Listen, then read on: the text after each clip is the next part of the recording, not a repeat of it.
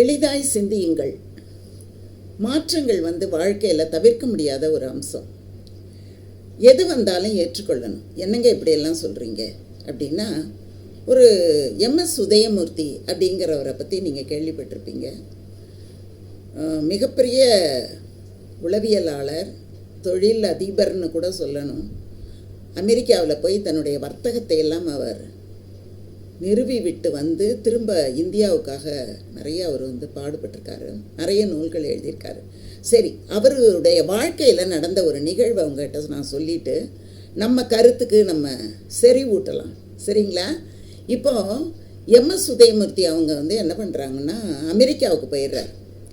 அவரோட குடும்பத்தோட அமெரிக்காவுக்கு போயிடுறாரு. அந்த குடும்பத்தில் என்ன நடக்குது அப்படின்னா, அவருடைய மகன் எல்லாரும் அங்கே படித்து கொண்டு இருக்கிறார்கள். அப்போ மகள் சொல்கிறா, அப்பா நான் வெளியில் போயிட்டு வரணும், இன்றைக்கி சனி ஞாயிறு பார்ட்டி இருக்குது அப்படின்னு சொல்கிறார். சொன்ன உடனே அவர் சொல்கிறாரு, அப்படியெல்லாம் நம்ம போக முடியாதும்மா, அப்படி போனால் நீ எத்தனை மணிக்கு வருவே அப்படின்னு கேட்குறாரு.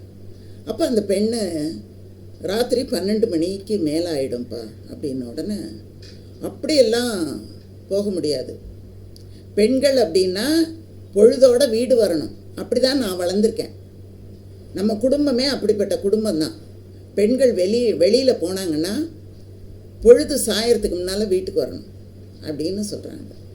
சொன்ன உடனே அவரோட மனைவி அவங்க உடனே சொல்கிறாங்க, என்ன நீங்கள் எப்படி சொல்கிறீங்க, நீங்கள் என்ன சொல்லுவீங்க வழக்கமாக, ரோமில் இருந்தால் ரோமானியனை போல இரு, அமெரிக்காவில் இருந்தால் அமெரிக்கனை போல இரு, இந்தியாவில் இருந்தால் இந்தியனை போல இருன்னு நீங்கள் சொல்லியிருக்கீங்கல்ல.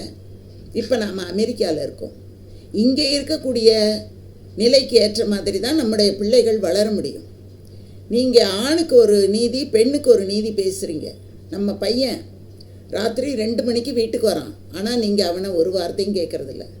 ஆனால் பெண் மட்டும் நேரத்தோடு வீட்டுக்கு வரணும்னு சொல்கிறீங்களே, இது முரண்பாடாக இல்லையா அப்படின்னு கேட்குறாங்க அவங்க. உதயமூர்த்தியோட மாமா பெண்ணை தான் அவர் கல்யாணம் பண்ணிகிட்ருக்காரு. 2 பேரும் ஒரே ஊரில் தான், ஒரே பின்னணியில் தான் வளர்ந்தவங்க. அப்படி இருக்கும்போது அவர் தன்னுடைய பழக்க வழக்கங்களிலே இருந்தும் தன்னுடைய மனநிலையில் இருந்தும் தான் சின்ன பிள்ளையாக இருக்கும்போது எதை கற்றுக்கொண்டாரோ அதில் இருந்தும் அவரால் சட்டென்று மாற முடியவில்லை. ஆனால் அவருடைய மனைவி என்ன பண்ணுறாங்க, சட்டுன்னு அந்த ஊருக்கு போன உடனே அதற்கு ஏற்ப தன்னை மாற்றிக்கொள்கிறார்கள். அப்படின்னா அவருடைய மனைவிக்கும் அந்த பழக்க வழக்கங்கள் இருந்திருக்கும். நாம் எதுக்கு அடிமையாகிறோம் அப்படின்னா, பழக்க வழக்கங்களுக்கு நாம் அடிமையாகிறோம்.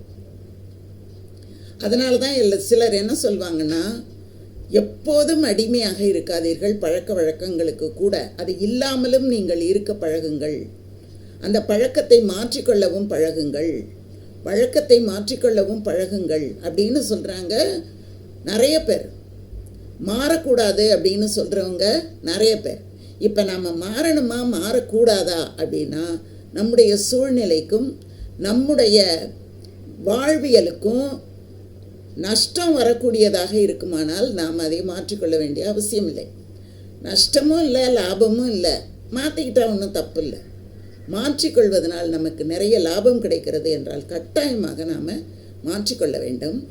இதை தான் ரியோ ஒக்காவா அப்படிங்கிறவர் சொல்கிறாரு, நம்ம எது வந்தாலும் ஏற்றுக்கொள்ளணும், அதற்கு ஏற்றபடி நம்முடைய பாதையை மாற்றிக்கொள்ளணும் அப்படின்னு அவர் சொல்கிறார். அப்போ பாருங்கள், நாம் ஏற்றுக்கொள்ளவும் தயங்குகிறோம், மாற்றிக்கொள்ளவும் தயங்குகிறோம். அப்போ ஏற்றுக்கொள்ளவும் வேணும், அதற்கு ஏற்ப நீங்கள் மாற்றிக்கொள்ளவும் வேண்டும், முடிவுகளை உடனடியாக எடுங்கள் அப்படின்னு சொல்கிறார். ஏன்னா காலம் தாழ்த்தும் போது அதனால் ஏற்படக்கூடியது ரொம்ப அதிகமாக இருக்கும்.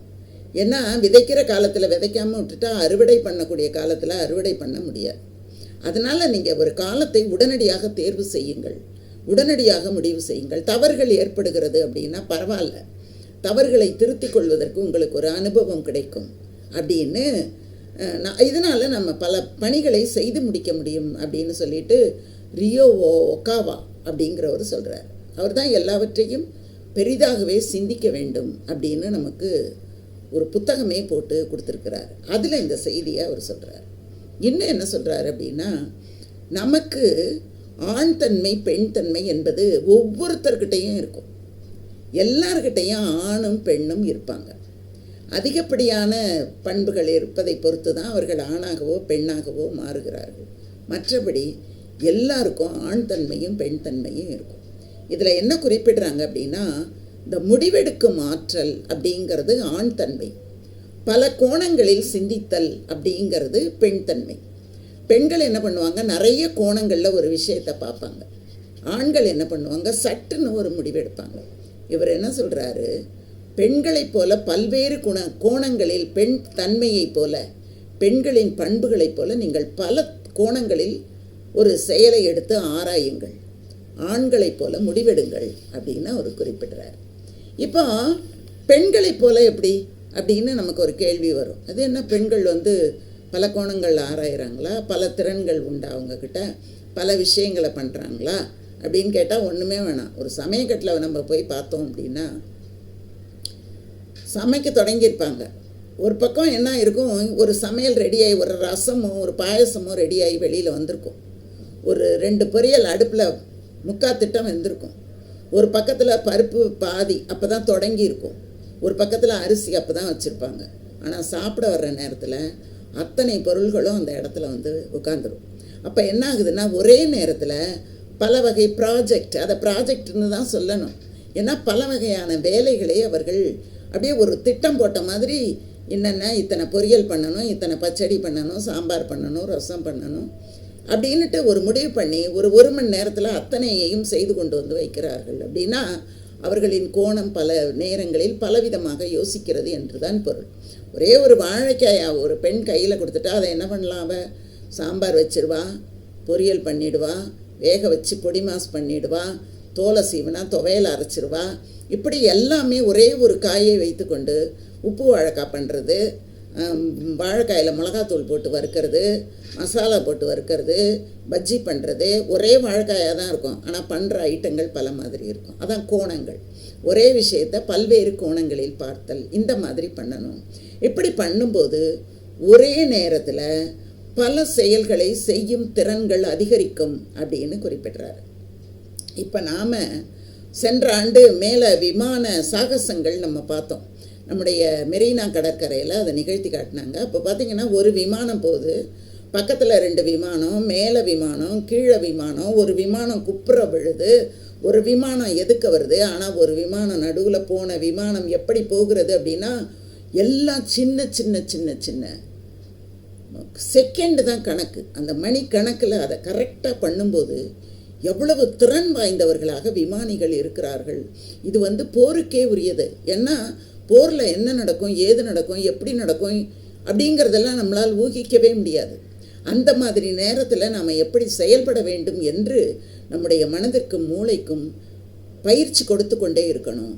சிறிது கவனம் பெசகுனா கூட அத்தனை விமானங்களும் என்ன ஆகி இருக்கும் அப்படிங்கிறத அந்த விமான சாகசங்களை பார்த்தவர்களுக்கு தெரியும்.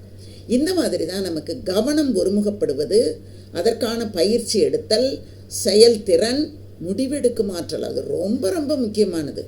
முடிவு நீ எப்படி எடுக்கிறங்கிறத பொறுத்து தான் வெற்றியா தோல்வியா வலியா இதுவா சந்தோஷமா எல்லாமே நமக்கு முடிவாகும்.